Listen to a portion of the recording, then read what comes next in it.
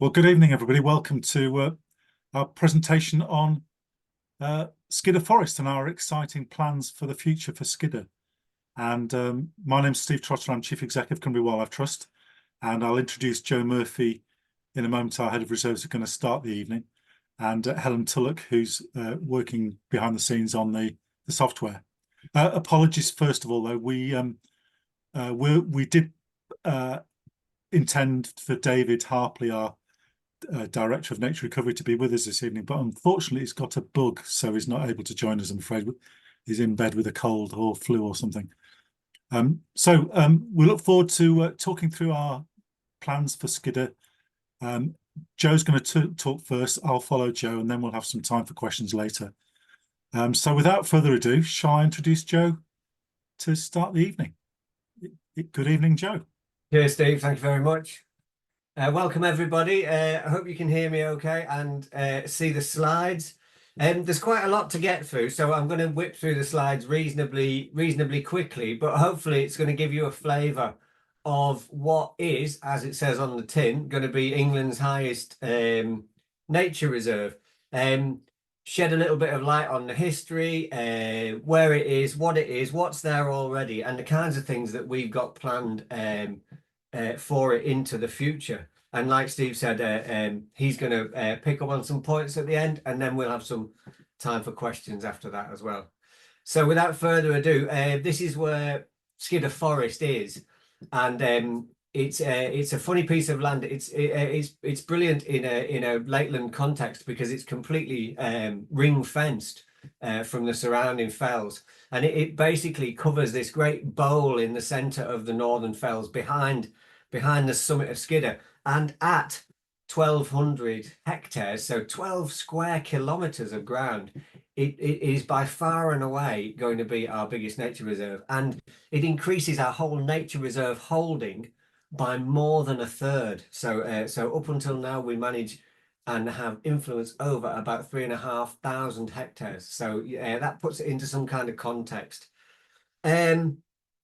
This gives you an idea of, I don't know whether you can see my mouse as well, but this gives you an idea of where the boundary actually goes. So this is Dash Falls, Whitewater Dash at the back of Skiddaw, and the boundary follows the ridgeline up onto Skiddaw Summit, across to Little Man, Jenkin Hill, towards Lonscale Fell, and then follows the fence down to reach the River Coldew, follows the Coldew up here, and then the fence line comes up and over the summits of Great and Little Calver. It's had a different history of management to the surrounding fells, and you can pretty much see this at every boundary to the land on the other side. And I think that's mainly to do with past management. Skiddaw Forest, not a forest because it's recently had trees on it, but because it was a hunting forest and it's been managed historically as a grouse moor. So it's had less grazing, and it's still got a lot of heather on it, and it's still got a lot of really important habitats. It's a really great place for wildlife as it is, but it's also got a whole load of habitats that are missing, and that's the really exciting thing about what we're going to try to put back and recreate on the land. Like I said, it was a shooting estate. Skiddaw House, which is kind of in the middle of it, was built in 1829, and when it was under the ownership of George Wyndham, who was the Earl of Egremont. So what have we got in the way of habitats and wildlife? There's about 400 hectares of blanket peat bog, upland peat bog, blanket bog, which is absolutely superb. It's been quite heavily modified in places in the past, and it still needs quite a lot of restoration. But it is probably one of in fact, it is one of the largest areas of upland blanket peat in the Lake District. So 400 hectares, 4 square kilometres of blanket peat. And our peat team within the trust will be helping us to do the restoration of that. As you can see from the map, this is one of the largest areas of peat bog in Skiddaw Forest, and this is called Candlesieves Bog. It's a wonderful area, but you can see from the Ordnance Survey map here the herringbone drainage that's been put in it, and this is all to do with the management for grouse. And you can see the grouse butts down here in the bottom part of the slide. There's also been areas of peat cutting in the past, so people would have taken peat to burn. And even though some remedial work has been done in the past, some quite extensive remedial work, there's still lots and lots to do. And our aim is to get that bog back into pristine condition by blocking up all the drains, by reprofiling any of the peat cut faces, getting rid of any erosive areas, and stopping the peat basically being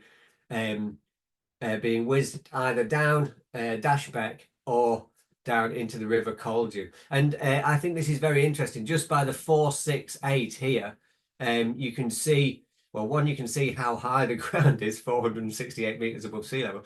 But this is the watershed where the becks to the south drain are the headwaters of the River Coldew, which runs all the way to Carlisle and then meets the Eden in Carlisle. And to the north here, I've lost my mouse now. To the north here, this runs into Dashbeck, and that tumbles down off the fell and straight into Bassenthwaite Lake. So remedial work to stop, to try to cover up these erosion features in the peat, stop the peat eroding, and stopping the peat run down into Bassenthwaite or into the Coldew, but also hopefully to go some way to ameliorate high flow events downstream, especially down the Coldew. And the other revegetation of the fell sides will also go some way into hopefully slowing that flow down into the river. And yeah, sorry, this was the slide for the rivers bit. And that's the headwaters of the Coldew. And it shows how beautiful it is up there on a sunny day. There are very few trees on Skiddaw Forest at the moment, but here you can see this is a beautiful lonely rowan sticking up out of the bog, and it shows that trees do grow and there is some natural regeneration going on. You can see here on the slopes of Great Calver that there's quite a few regenerating spruce trees. I don't know where the seed has come from, that probably from the garden of Skiddaw House, but there really isn't much in the way of seed source. So there's a few birch, a few tiny little rowans, and the odd willow, but it does mean that trees can grow. We're basically working here above 400 meters, so everything is going to be above 450 meters, so it's going to be quite extreme. And we don't actually have woodland above 450 meters in the Lake District at all. So it's putting back a habitat that's missing throughout the Lake District area. Here's another one that shows that trees can grow and do grow. This is the garden of Skiddaw House, which Skiddaw House sits basically kind of in the middle of this bowl. And that had been planted up with larch and has since had quite a lot of broadleafs, native broadleaf species planted within the curtilage of Skiddaw House. So you've got rowan and birch, alder, some willows, and hazel, and also the odd oak. But the oaks are literally only as tall as me, you know, kind of 6 foot tall, but with quite large girths on them. So even within the sheltered area of the garden at Skiddaw House, oaks still have quite a hard time getting established and growing there. So we've been doing some due diligence in looking at where we might plant trees and where we might restore and recreate this fantastic Atlantic rainforest, temperate rainforest. And so this just shows that the original vegetation survey, this was one that was done in 2001, and the yellow areas are basically the acid grassland on the slopes of Skiddaw. The purple is the blanket bog, and the brown areas are areas of dry and wet heath. And we're not going to be planting trees on any of those wonderful heathland and bog habitats. We've been doing our due diligence. Like I said, we've had somebody go out with a GPS marking like ground truthing, basically, those vegetation boundaries to make sure that we've got our planting areas sorted. And we are going to try to plant and try to recreate. This is the 100-year vision. It's a long-term vision. We're going to try to create nearly 300 hectares of woodland across the flanks of Skiddaw there. And here, this shows when we put those two maps together, the dark green area down here, this is going to be our main planting area, with some other areas along the back sides, down the gills. Yeah. So that and even so, that's a hell of a lot of a hell of an area to try and establish trees. So we're going to have to phase any planting over a good number of years into the future. And this is the kind of habitat that we're looking at planting the trees over. And it's mainly species poor acid grassland.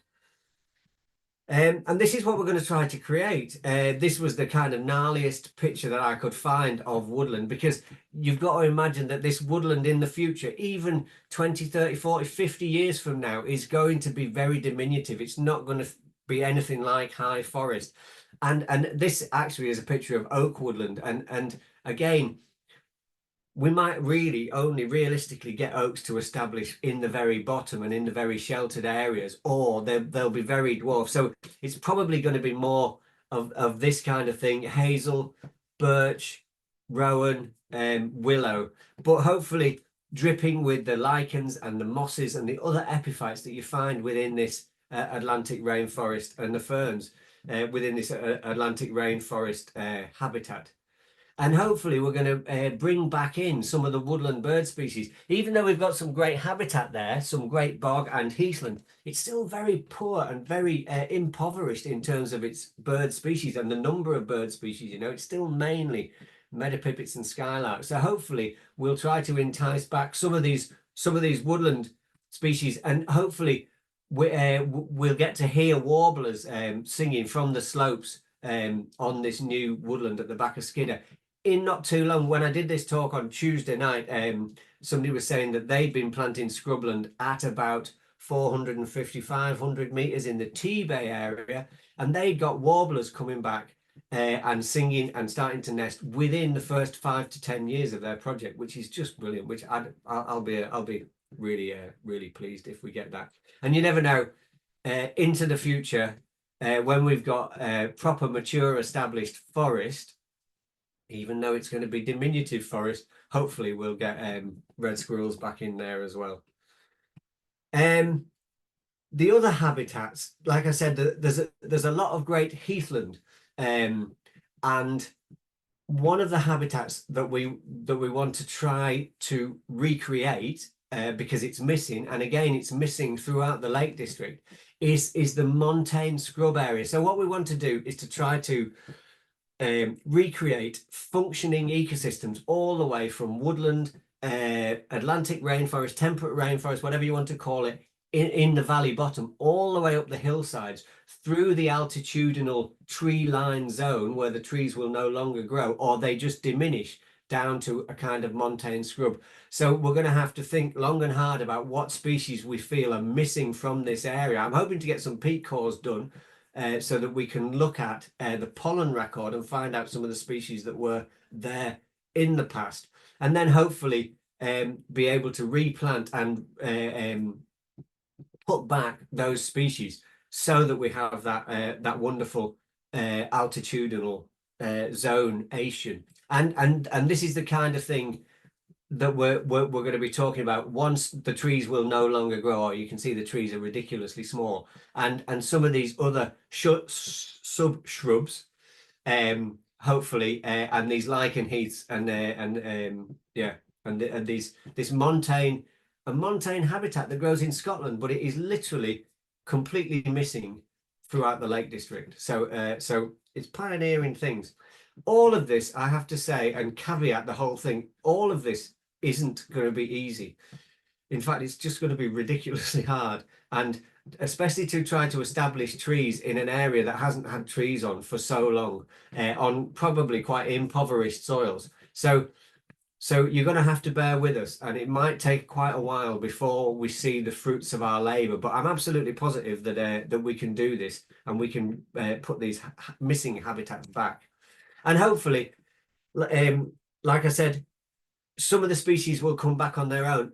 Some of the species, like some of the plant species that are missing and missing throughout the lakes, we're going to have to put those back as well. And then some of the other species that should come associated with these habitats, we might have to reintroduce as well. So as part of the project, looking at the reintroduction of a whole suite of species, whether it's birds, invertebrates, mammals, or plants, higher plants and lower plants, we will do our research and find out what we feel is missing and try to put those back.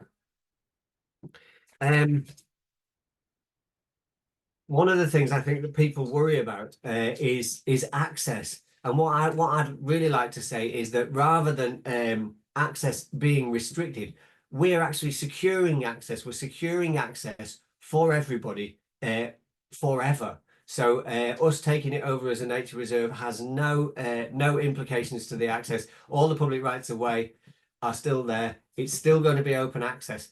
And I absolutely promise you that this woodland that's going to take that I'm never going to see actually come to maturity isn't going to restrict anybody's access, especially not for a good 70 to 100 years or so. And yeah, but this is a bit of a oops. Anyway, that's me. I'll stop sharing. Thank you ever so much, Joe. No problem. Do we want to, anybody got any questions immediately, or shall we save them till the end? Have we got any questions coming in, Helen? We haven't got any questions so far. I was just about to pop in the chat box that's where people can ask their questions, because people maybe don't know. So I'll pop a message in there now. And if anybody does have any questions, please ask away. So maybe if you do your bit then, Steve, and then we can see if there's any questions coming. Okay, well please do add any questions into the inbox or indicate otherwise, and we'll try and answer them in a moment. And you know, hopefully from what Joe has said, it's kind of explains some of the excitement and pioneering nature of what we're proposing to do here. One of the headlines in the newspapers said we were rewilding on Skiddaw Forest, but actually we're creating a wilder Skiddaw Forest. It's not, we're taking the starting point as today, and we're going to be putting species and habitats back. So we're making a wilder Skiddaw Forest for the future. And if I can find my right button, where am I?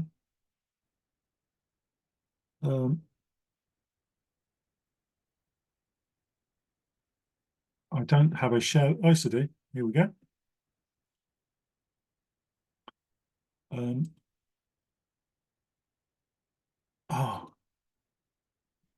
Good. Here we go. So just following on from what Joe said, I risk as always with Joe overlapping and duplicating some of what he said, but I'm going to try and pick up a few additional points and expand on some of the things that Joe said in his presentation. And I guess the first thing is the kind of I want to kind of just examine the big picture. What we're really doing here is trying to demonstrate how we can bring back missing wildlife and habitats back into a landscape where they're not present. And one of the big issues in the Lake District, as I'm sure many people on the call are aware, is that there's a huge, how can I put this diplomatically, a huge opportunity to improve the Lake District for its wildlife. So despite it being our largest national park, and some would argue the premier national park in the country, there is huge scope for restoring species to this kind of denuded landscape, I think some would describe it, so nature depleted landscape. So if we're down here somewhere, this is our aim really across the Lake District and Cumbria, to try to bring back a whole range of missing species and habitats that should be here and could be here without necessarily affecting lifestyles or farming or other activities, and to you know, really help with this kind of global effort to put wildlife back into our landscapes and to prevent this kind of mass extinction phase that so many scientists are very depressingly predicting at the moment. So we can do something about this, and the plan really is to reverse to turn the depressing downward curves that people like Sir David Attenborough show us all the time, and turn them upwards and get nature back on a recovery trajectory. But sadly, at the moment, as I say, the Lake District is it could be far better for its nature and its interest for wildlife and biodiversity. Sadly, these are some of the stats from a recent report in the Lake District, but which illustrate that only about a fifth of our SSSIs in the lakes are in good condition. So, there's huge scope for us to enhance and restore the landscape. This is another slide showing that issue that we have in the lakes. And so, as Joe's kind of illustrated, this is about a landscape scale approach to conservation and restoration. And Skiddaw fits in really well to this kind of wider, bigger picture. So this is a map showing essentially the whole of the Lake District National Park. The red star is where Skiddaw is located, and all of the shaded areas of the map are habitats of interest. Not necessarily in great condition, but habitats of interest. And Skiddaw fits beautifully into a network of large landscape scale projects that we and other partners are engaged in at the moment. And these are some of the 5 in the Northern Fells. And what we're really trying to do is create a kind of a joined up network across the Northern Fells to enable nature to recover, and also for species to move and disperse and interact across the Northern Fells in response to climate change in particular, but also other land use changes that have been going on in the lake. So if you look at these 5 landscape scale projects, we've got Haweswater, which is being delivered by United Utilities and the RSPB, Thirlmere Resilience Project, which is UU again, United Utilities again, in partnership with ourselves and John Muir Trust, Wild Ennerdale, which is Forestry Commission, National Trust and United Utilities. And up here, one of the great inspirations for this project and that gives us the confidence we can do this in this extreme climate, as Joe's describing, is a place called Icot Hill, which is what Cumbria Wildlife Trust Reserve that I think we've had about 10 years, Joe, something like that. And it's kind of the model for what we're trying to apply on Skiddaw at a much larger scale, 10 times the scale. And it's a model which has succeeded, albeit at a slightly lower elevation, which I'll talk about in a moment. And then Skiddaw itself, of course. And the idea is that we apply the principles of bigger, better, more, and joined up. So we want to create this kind of arc of nature-friendly corridors, stepping stones, and restoration areas, which help really drive the kind of recovery of nature in the Lake District. And throughout this, we'll be working in partnership with other landowners, farmers, commoners. And there are, as I say, these projects are already underway and already making a big difference to the species and habitats that we've got in the Lake District, which is amazing. And Skiddaw is going to be a key part of that, and really going to contribute to that arc across the Northern Fells to join up and make a bigger and better landscape for wildlife, essentially. I mentioned Icot, and Joe has been instrumental in this project. So it's about, I always get the figures mixed up, it's about 300 or so hectares, 350 hectares of ground, very rocky, hilly, down beneath Blencathra between Penrith and Keswick. And the trust has essentially been doing exactly what Joe described earlier, been restoring bogs, wetlands, heathland, grasslands, working with farmers locally to get the right grazing regimes in place, and importantly, working with the local community to engage people as volunteers, as school children, and a whole raft of different activities to get people engaged and involved in the restoration of this landscape. And that's been a really successful project and has inspired what we're doing now, as has another project which I'll mention in a moment, in a place called Carriffran. So essentially we're applying that to Skiddaw.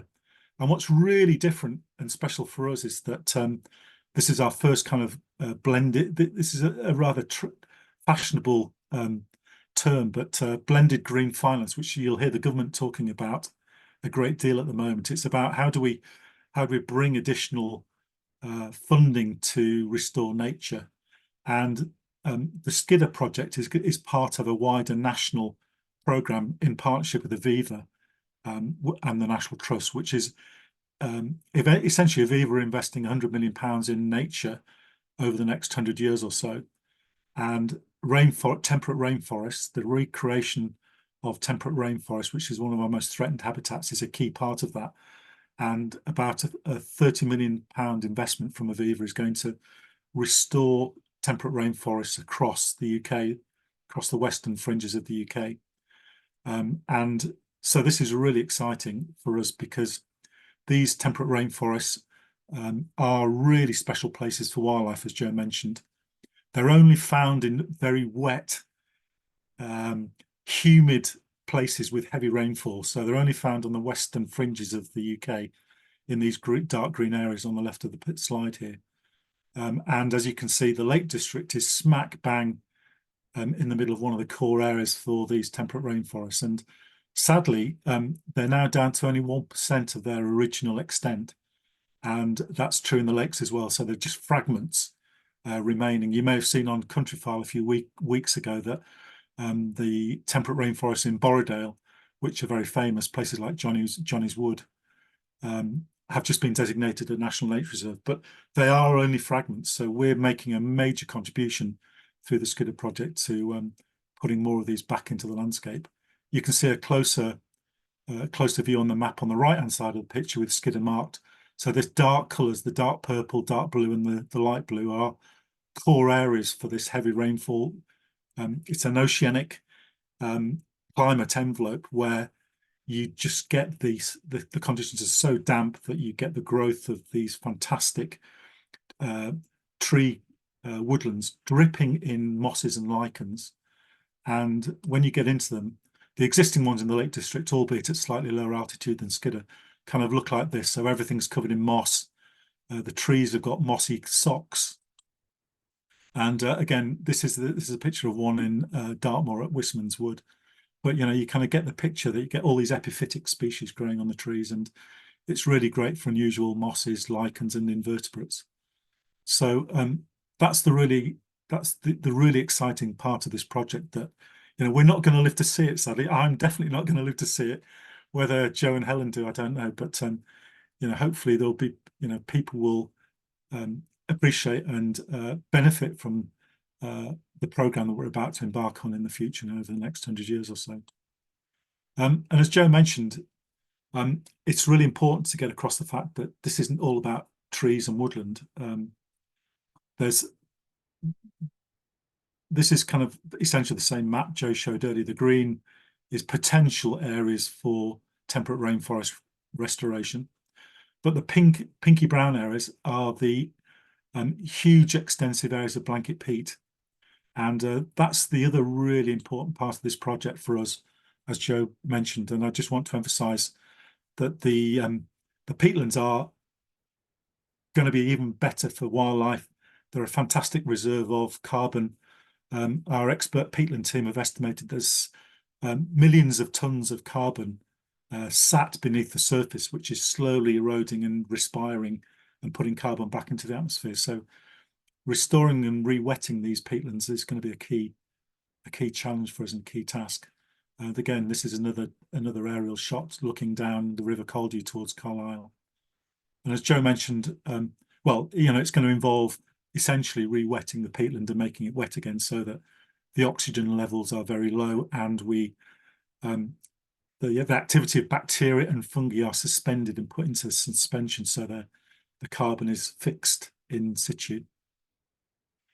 And that, as Joe also mentioned, helps us roughen up the surface of the landscape, so that when we get these flash rainfall events, as we've had just recently last week down in the Midlands, the flow of the water is just interrupted and held up and held back.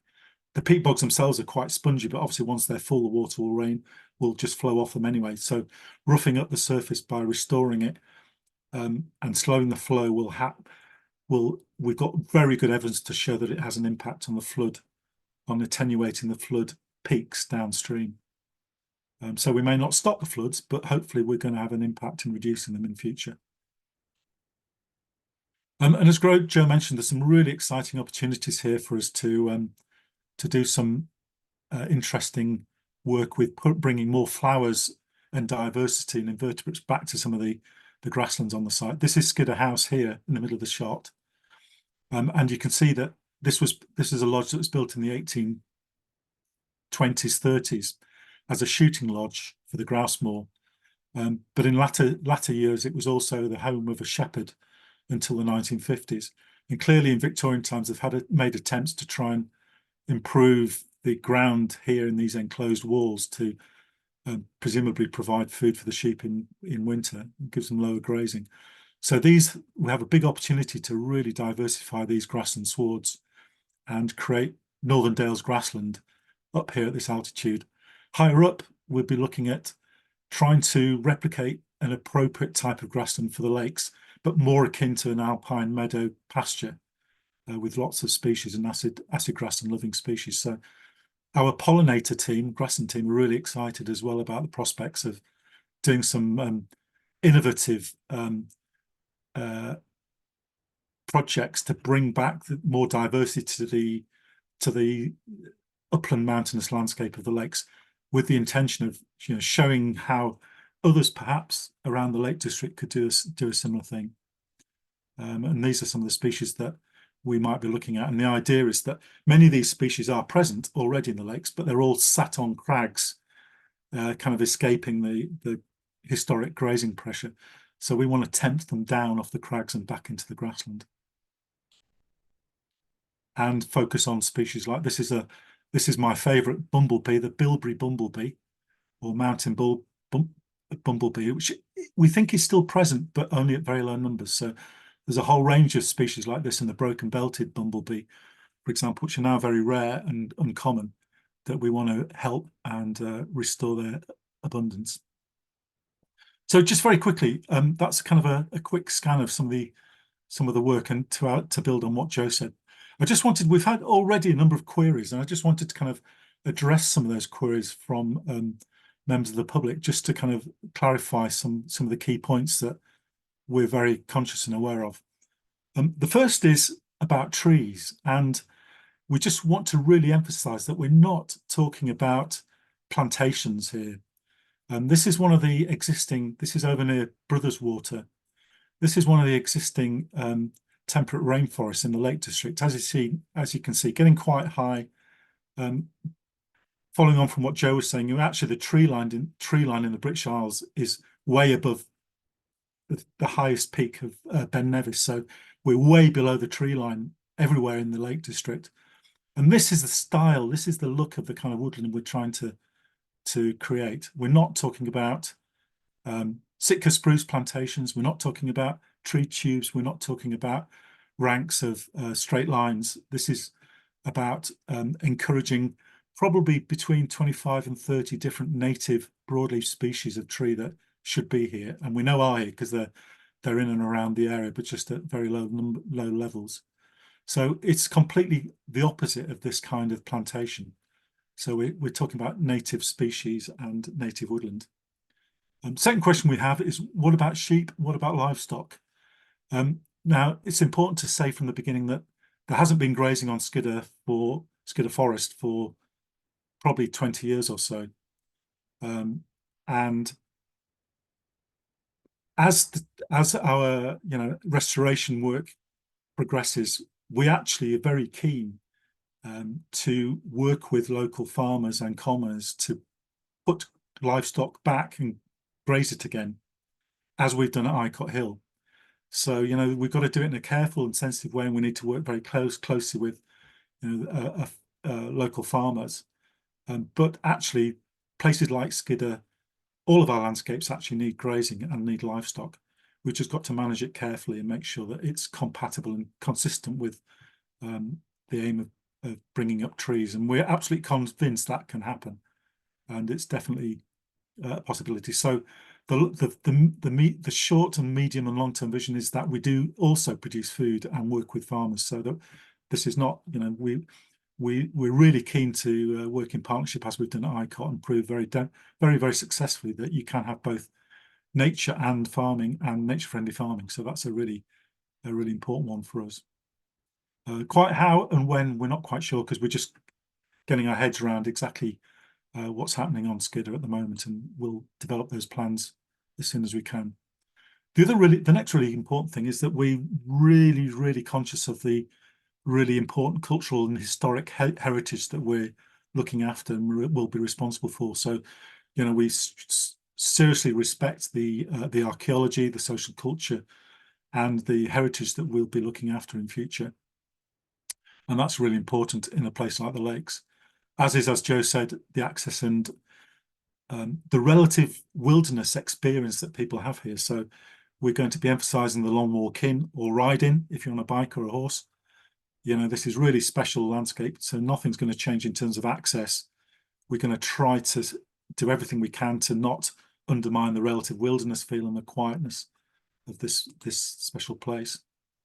And the natural beauty, you know, we have a great responsibility to sustain the natural beauty of this special place. And these are some of the most from the summit, which will be part of Skiddaw Forest that we'll look after, has some of the most celebrated views in the Lake District. So not only do you get a great panorama of, you know, down to Derwentwater and Cat Bells and the Southern Fells, but you can look northwards to the Solway in Scotland and across to the next range of mountains up at Carriffran and near Moffat in the Borders, which I'll talk about in a moment.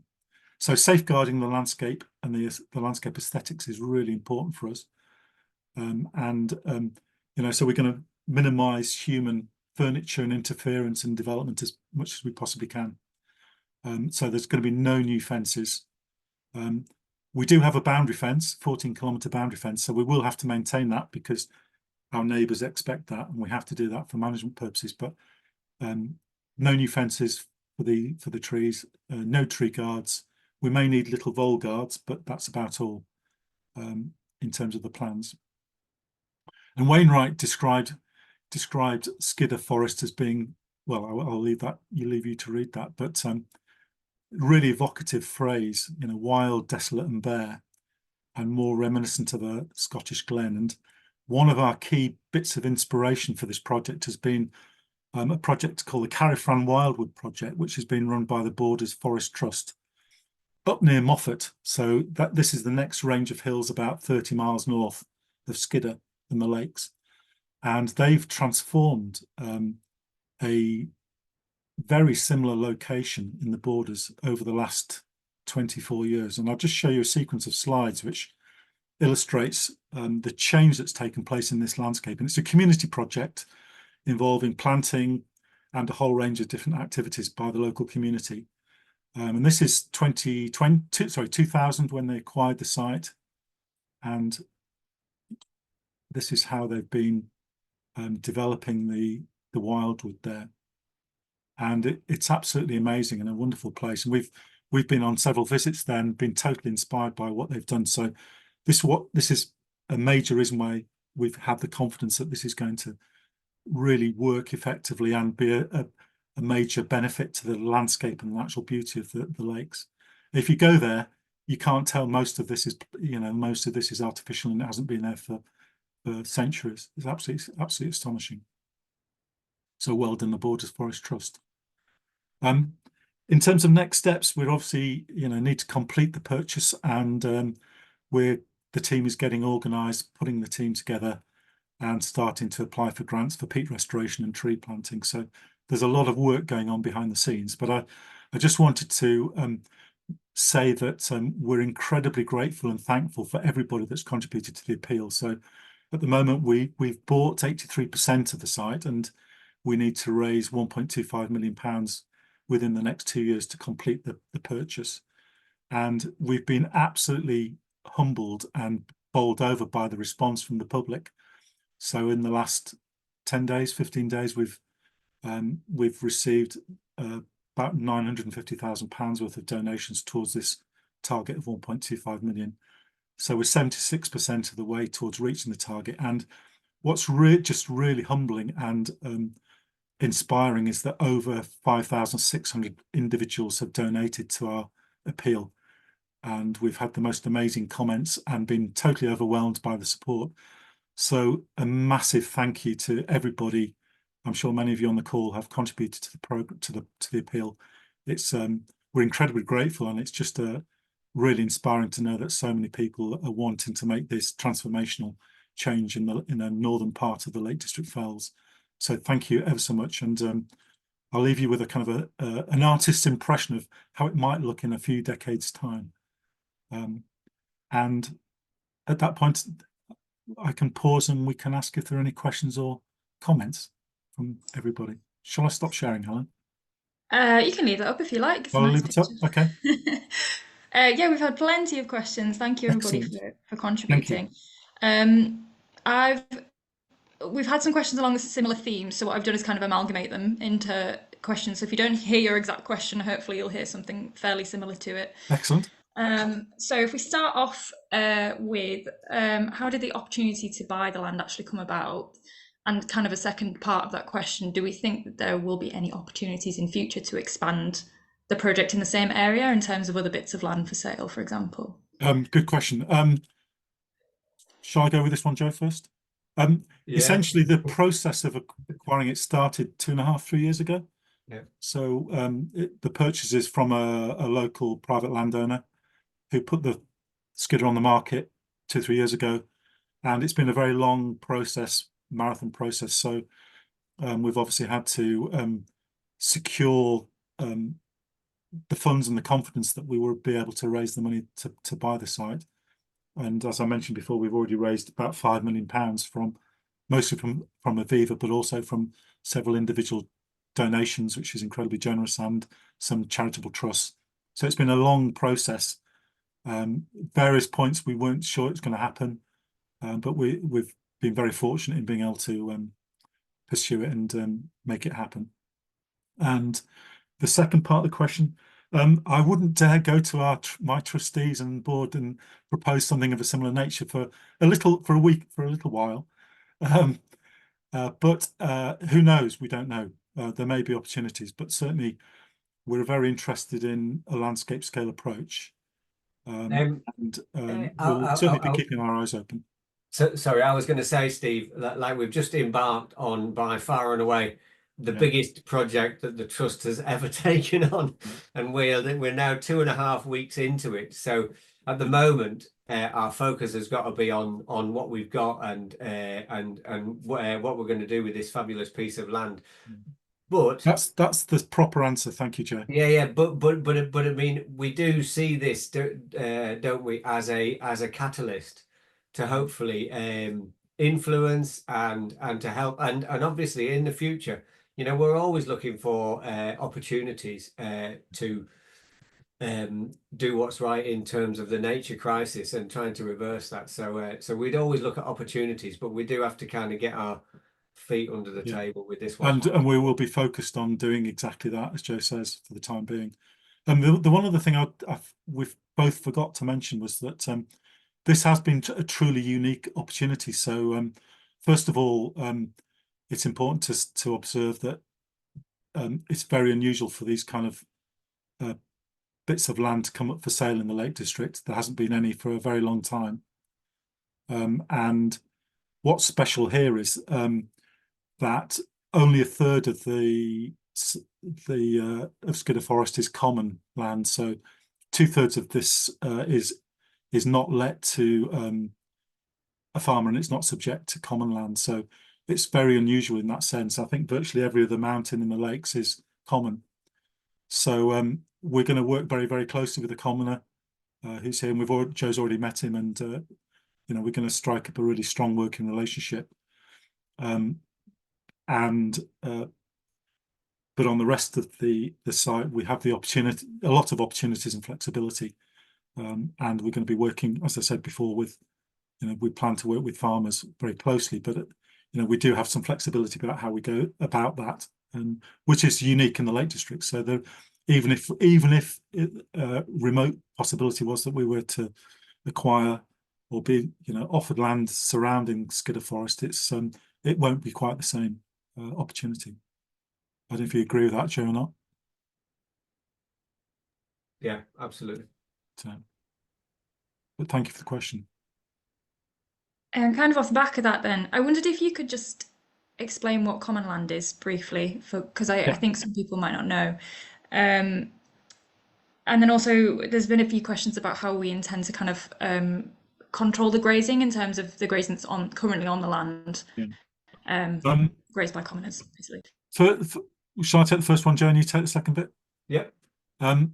Common land, essentially, from time immemorial, thousands of years ago, nobody owned much of the British landscape, and so in certain places, over the centuries and generations, some of the land that was once in common and nobody owned it has been enclosed, and its ownership has been assumed by various landowners. Much of this has happened over the many years ago. Some of it thousands of years ago, some of it in recent centuries. So originally, most of the UK landscape, all of the UK landscape, would have been common land in that nobody owned it.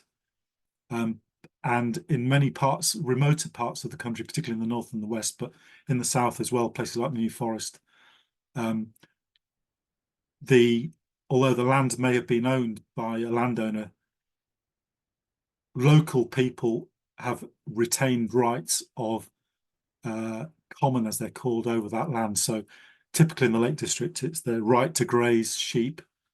So particular properties around moorland and open commons will have rights of common on the common, so they can graze their animals.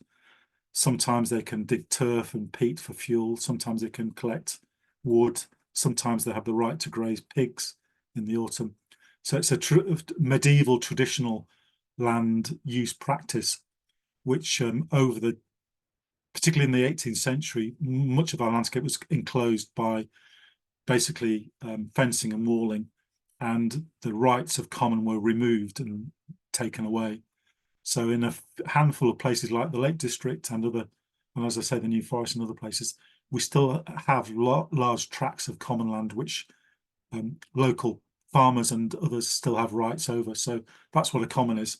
The unusual thing about Skiddaw Forest is that it was originally a Norman baronial hunting forest. So the local aristocracy, I think it was originally the lords of Cockermouth had ownership and rights to hunt over this land, and so peasants were never allowed to graze it, and that has passed on through the generations. So hence there are no common rights on Skiddaw Forest, or at least 2/3 of it anyway. I've waffled a bit there, Joe? Is that no, that's absolutely fine. Yeah, good answer. And so, like Steve said, a third of the area on the Little Calver Common is common, and we will be with the one commoner. We will be the Commoners Association, and that commoner is very supportive of our plans. He hasn't put any grazing on there for a long time, and he seems very amenable and straightforward to work with. The other question, Helen, about the grazing in general is that, like Steve said, the whole area hasn't been grazed purposefully for a long time. There are sheep that so we've got this 14-kilometer fence which we've already done an audit of, and one of the great tasks of owning Skiddaw Forest into the future is going to be keeping this fence up and keeping livestock out. And for the moment, like Steve said earlier, while we're trying to establish trees and new scrub, we are going to have to try to keep all the livestock out. And the other one was that I saw within the chat in a number of questions was about deer browsing as well. And at the moment, as far as we understand, there aren't any deer within the Skiddaw Forest area. There aren't any large deer, the red deer herds in the northern fells, and there really isn't, because it's so treeless at the moment, such a huge area which is completely treeless. There's no cover for roe deer at the moment. But two of the big tasks into the future, which we're going to have to be really diligent on, are keeping the fence up and keeping an eye out for deer, because obviously if and when we do establish woodland, then I'm sure deer will move into the area. Thank you both. So next question, how will the project protect existing wildlife while also transforming the area? Well, that's a really high priority. So there are a number of interesting, well, essentially we're going to be, most of the site isn't going to change that much because of the heathland interest. So we're going to maintain and enhance the heathland. And most of the interesting species we currently have, which include things like Merlin, are going to be retained as they are and managed for those species. So we're pretty confident that there's enough space. It's such an extensive area that we're going to be able to accommodate the needs of the wildlife that's already there, whilst at the same time restoring and enabling new species that should be there to recolonize and thrive on the site. But Joe may have an additional comment. What was that? Does that cover the? I think that's exactly it.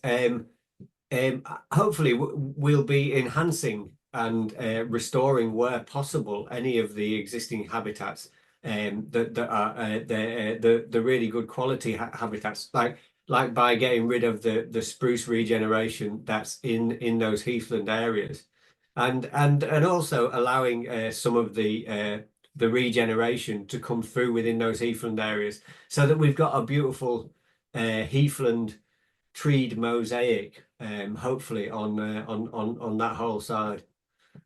I think it's going to be really special in that respect. I mentioned Merlin, by the way. Merlin are our smallest bird of prey, and not doing terribly well nationally, but Skiddaw Forest already has 2 pairs at least, because we've observed them. And one of the important things we've also not mentioned is we're going to do a full audit and survey to get a baseline of what's there. So we need to understand exactly what we do have before we start firming up all the management proposals. So, for example, we know very little about the existing lichens and mosses.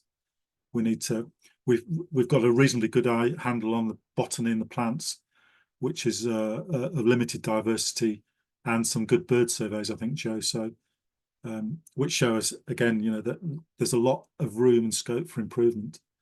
And the monitoring, we're going to really work hard to make sure we've got a fantastic baseline of lots of different environmental parameters, including the wildlife and the water quality, and a range of factors, so that we can demonstrate the transition and transformation that we're hoping to see and witness on Skiddaw, which is unusual. Not a lot of projects manage to get that that kind of baseline in place before they start, and that's what we're going to plan to do.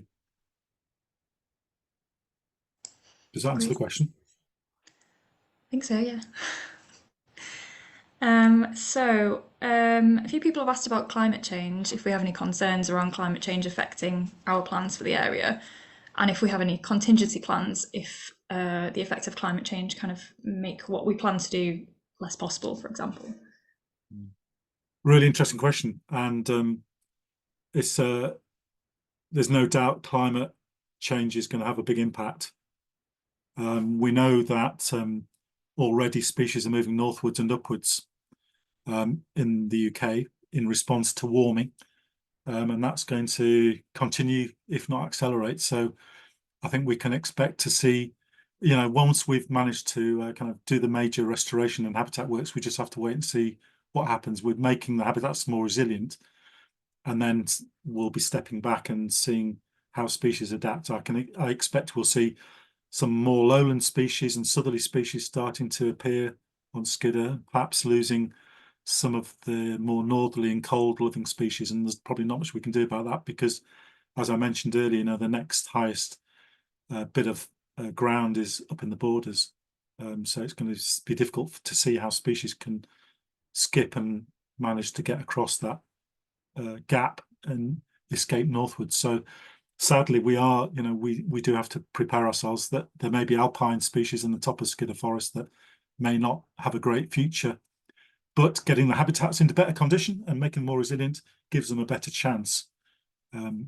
So the kind of montane scrub and grasslands we were talking about earlier will hopefully help them stay longer and persist longer than they might otherwise. But so we need to be prepared to welcome other new species as well that may find Skiddaw and to their liking and colonize. In the same way that I think we've all kind of welcomed little egrets and a whole range of other species into our landscapes in Cumbria in recent years. And we've already got evidence that we've already lost some species in the recent times. So, there's particularly some mountain waders, for example, which are ground nesting, which used to nest on Skiddaw but don't anymore. Which are help me out here, Joe. I'm in a moment. Well, dotterel and golden Dotterel, thank you. With the two. I don't know whether Yes. there's suitable habitat for the golden plover. And I think dotterel. I think a lot about dotterel and their nesting habitat is probably due to people pressures and more people in the fells these days. Because we still have the habitat there, but they are, like you said, a species moving forward, moving northwards and upwards as the climate changes. And one of the pictures that I showed on the presentation earlier was of the wood warbler, and the wood warbler is a species that's being lost from the south and from the south of the county and moving further north. And hopefully, by putting back these missing habitats that are in areas where woodland ought to be and isn't anymore, then we're actually building in that climate resilience for certain species like that can then have room to move further up the fells rather than kind of being stuck. I think it's just a matter of whether climate change outstrips how long it's going to take to establish forest on and most of the habitats we're talking about should be fairly robust and resilient. The peatland's an interesting one because obviously, if we're getting much more intense rainfall events, wetter, milder winters, we may see impacts on those species that like a cold winter. It may put pressure on some of the peatlands. Sorry, Steve, I don't mean to interrupt. I realise we're coming up to time, but Okay. Helen, can I just say I have been keeping an eye on the chat as well, and that one of the things that we haven't mentioned is how we really encourage people to get involved, and there will be lots of opportunity for people to volunteer and to help. It is a long way in. It is very remote, and not everybody's going to be up for doing the walk in to go planting trees. But we are looking for volunteers to help collect seed. Hopefully, we're going to be able to get all our seed for growing all our trees locally from the northern lakes, from robust and reasonably high up adults trees. And we're going to be hopefully setting up at least 2-3 community nurseries where people can get involved to help grow the trees.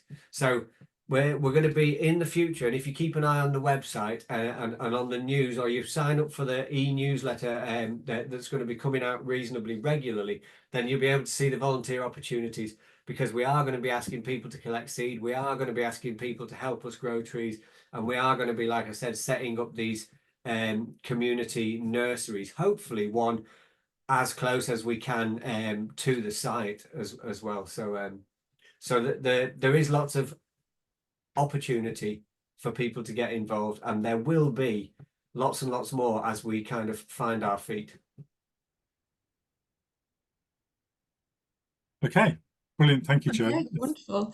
Now, are we coming to time, I think, Helen? I think, yeah, I mean, it's just hit 7:30, so we are pretty much there, I think. But if people want to continue asking questions, I'll be sending out a post-event email this evening, and you can respond to that email with any further questions that you have, and I'm sure I can send those to you guys and respond to them. And can I just say a massive thanks to everybody for joining the call this evening. Hope it's been useful, and you know, thank you for your interest, and thank you ever so much to everybody that's contributed to the appeal. And it's absolutely, we're very grateful and appreciative. So thank you all very much indeed for joining this evening and asking so many questions. Sorry, Joe and I've waffled. Well, I've waffled too much. Joe hasn't. And thank you all very much indeed, and have a good evening. Thank you, everybody. We'll end the Thanks, talk there. everybody. Bye. Bye.